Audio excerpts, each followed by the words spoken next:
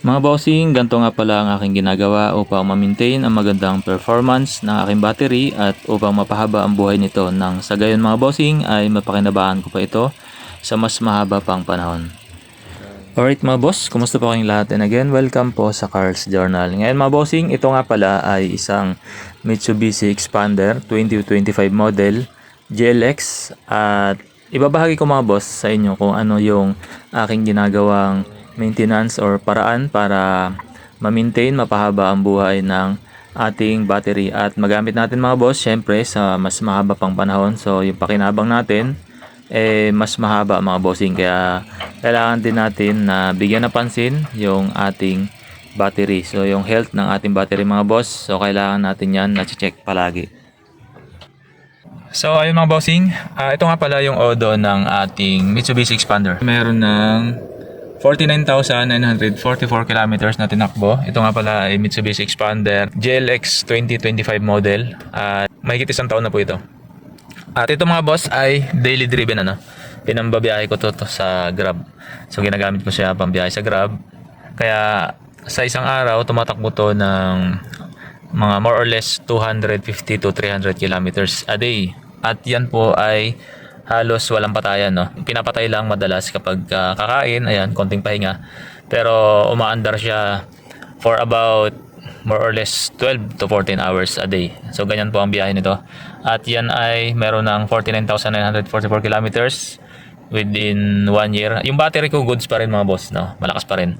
Ang ginagawa ko nga pala, so mini-maintain ko yung kanyang water level. So ayan, papakita ko. Nag-a-add lang po ako ng distilled water. So palagi ko po chine-check yung level niya ng tubig. At pagka bumaba na doon sa kanyang maximum level, kasi mayroon naman siyang minimum at saka maximum height ng water level. So mini-make sure ko na hindi siya masyadong bumababa doon sa maximum. At ayun, sa ganyang kahaba ng tinakbo, ay okay pa yung ating battery. Ito mga bossing, yung battery ng Mitsubishi Expander, makikita natin yan yung FB na brand. Stock yan mga boss ng Mitsubishi Expander. At ito nga pala mga boss yung sinasabi kong upper at saka lower level ng ating battery solution. Ayan. So yung water level ng ating battery mga boss, mapapansin natin doon sa may guhit sa upper level, yung medyo clear mga boss. Ibig sabihin yan yung laman niyan tubig. Yan mga boss. So mapapansin natin medyo bumaba siya ng konti doon sa may maximum height level ng ating battery level. So ayun mga bossing, yan ang ginagawa ko. Ay mini-maintain ko na dapat may balik ko doon sa may upper level, sa may guhit na yan mga bossing. At ang ginagawa ko dyan mga bossing ay nagdadagdag lang po ako ng distilled water. So yung distilled water mga bossing, napakamura lang yan. Mabibili natin for ranging from 25 to 30 pesos sa mga auto supply. Ang kailangan nyo lang mga boss, bumili kayo ng isang distilled water. So 1 liter po yan. At kumuha po kayo ng syringe. Ang gamit ko rito ng syringe mga boss, yung 10cc or 10 ml. Ang gagawin lang natin dito mga boss ay dadagdagan natin ng distilled water itong ating battery para maabot niya uli or umangat ulit siya doon sa may upper level ng ating battery. Ang ating battery nga pala mga boss, itong nakakabit sa Mitsubishi Expander. So mayroon po yung 6 na compartment. So bawat compartment niya mga boss ay may kanya-kanyang takip.